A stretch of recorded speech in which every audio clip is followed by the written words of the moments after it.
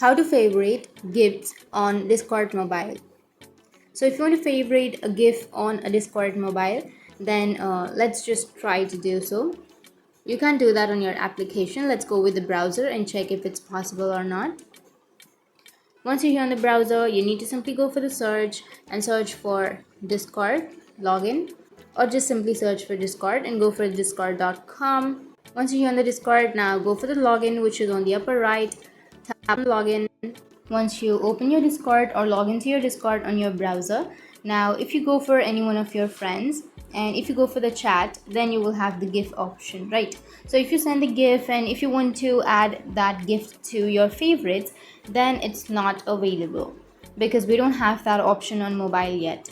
So making favorites and gifts on Discord mobile is not possible right now, and in future you may have that option, but for now we don't have that option. Discord doesn't allow us to do so. So that's it, and if you have any questions, feel free to comment below. Thanks for watching.